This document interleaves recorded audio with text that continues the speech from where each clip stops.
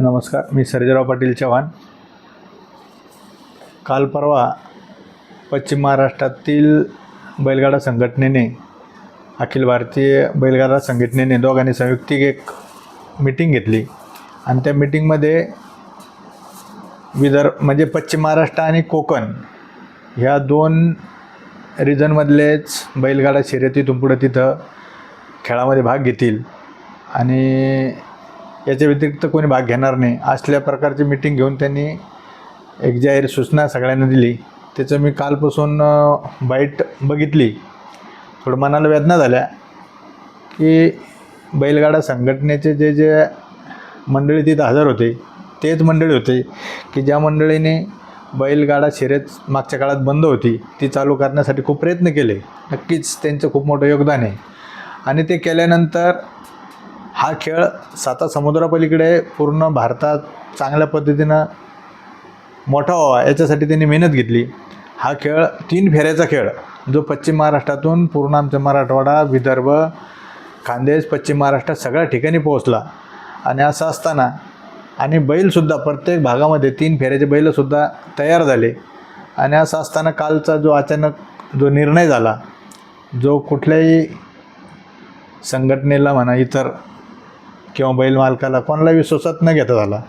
मला वाटतं परवाच्या दिवशी 2-4 दिवसापूर्वी नाशिकला जे मैदान झालं तिथं काही संघटनेचं कोणी ऐकलं नाही किंवा तिथं थोडासा गोंधळ झाला. ते एक कारण मध्यस्थी धरून सगळ्यावरती माझ्या हिशोबाने ती बंदीच आहे आणि ती इतर लोकांना जी बंदी घालण्यात आली. तर त्याच्यामध्ये माझं एक विनंती असेल की बाबा खेळ मोठा झाला पाहिजे. बैलगाडा शौकीन आता खूप मोठे झाले. बैलगाडा आज घराघरात, मी तुम्हाला सांगतो, ज्यावेळेस मोठ्या स्पर्धा आणि मोठमोठे हिंदकेसरीचे मैदान होतात त्यावेळेस घरात सगळे महिला मंडळसुद्धा बघून टी व्हीवरती ती स्पर्धा बघत असतात. ह्या खेळाला इतकं मोठं ग्लॅमर मिळालं, हा खेळ इतका मोठा झाला, ते करण्यामध्ये संघटनेचा खूप मोठा वाटा आहे. आणि ती संघटना जर असं संकुचित विचार करत असेल थोड्याशा रागापायी, तर मला असं वाटतं की हा निर्णय त्यांनी सर्वांना अजूनही त्यांचा फेरविचार केला गेला पाहिजे.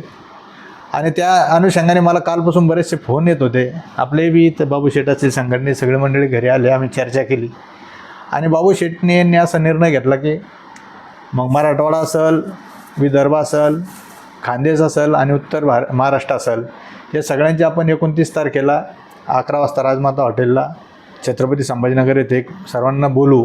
गाडा मालक असतील, चालक असतील, शौकीन असतील आणि सगळ्याच एक विचार विनिमय करू की बाबा याच्यामध्ये आता काय मार्ग काढतील, आपल्यावर कशा पद्धतीनं.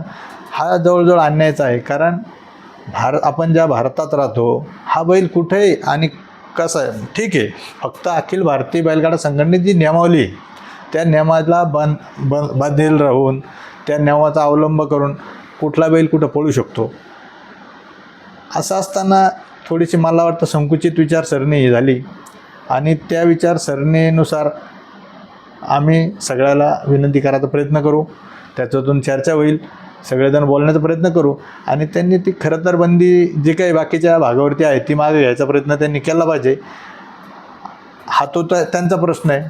परंतु इथंसुद्धा विचारविनिमय करून इकडच्या भागामध्ये सुद्धा हा खेळ कसा मोठ्या पद्धतीनं वाढेल आणि इथून पुढेही कसा चांगला होईल आणि नियमाला धरून होईल याच्यासाठी सगळेजण प्रयत्न करतील. म्हणून मला वाटतं की बाबू शेठ, आता तुम्ही पण बोला की कशी रूपरेषा तुमची मीटिंगची वगैरे राहील. आणि माझी एक शेवटची एकच विनंती राहील की सगळे एकत्र येऊन सगळ्यांनी हा खेळ अजून मोठा करायचा असला तर आपल्याला सगळ्याला एकत्र येऊन तो खेळ खेळावा लागेल.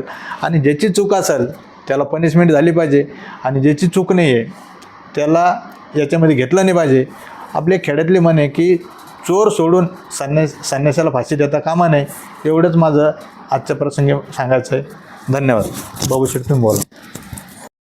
नमस्कार, मी बाबूशेठ उमाजी चव्हाण, अखिल भारतीय बैलगाडी संघटना जिल्हा अध्यक्ष, छत्रपती संभाजीनगर. ज्या गोष्टी काल घडलेल्या आहेत ह्या चुकीच्याच आहेत आणि याच्यावरती विचारविनिमय करण्यासाठी आम्ही येत्या दिनांक 29/5/2026 रोजी सगळ्यांना आवाहन करतो.